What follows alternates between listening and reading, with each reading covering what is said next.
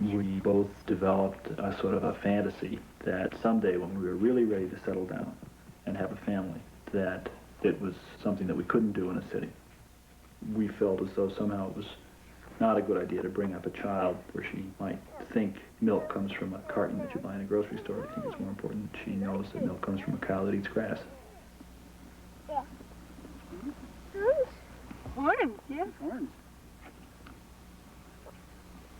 We now have large numbers of people who are essentially bedroomers or commuters to jobs elsewhere, forming the majority, the political majority of the community, and really setting the tone of the community.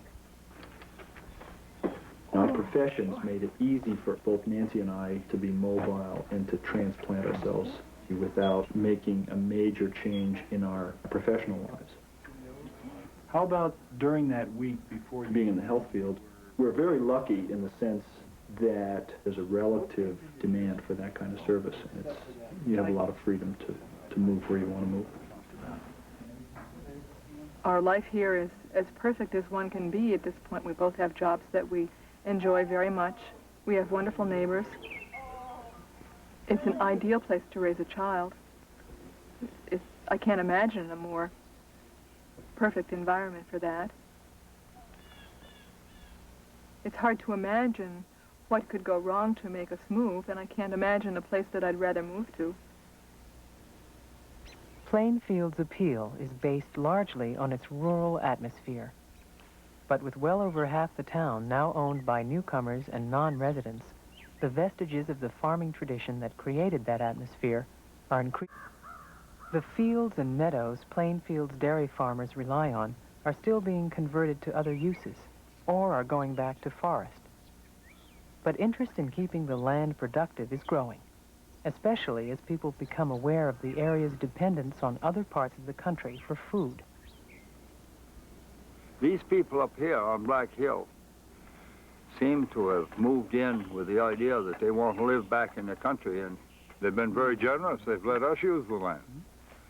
All the neighbors up through there, and they get their driveways plowed and small favors here and there that partially pays for the use of the land. I don't think we pay very heavy for it, but at least at the present time, with only one animal, we can't use all the hay that the land around us produces.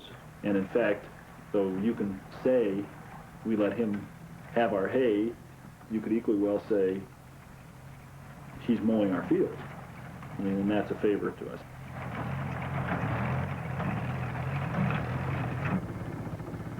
If you play by homesteaders' rules, they have homesteaded this land for a long time. They've kept it the way it is, they've kept it productive, and in that sense, they deserve it.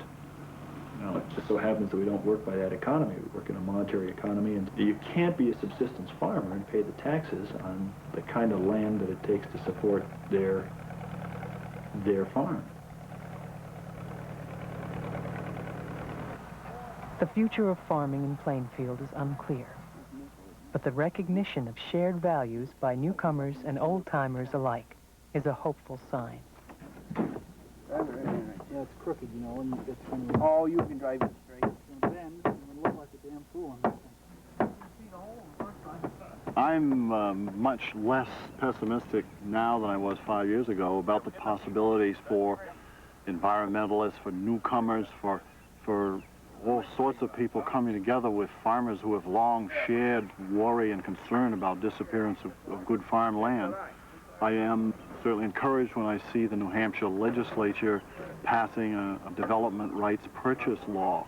That wasn't happening 5 years ago. It's happening now. And I think if things continue with that kind of momentum, that perhaps in 5 or 6 years we will see some kinds of innovative approaches that will permit people to continue to enjoy their land as they have found it, at the same time permit the traditional uses of our meadows and our pastures and fields in agricultural production.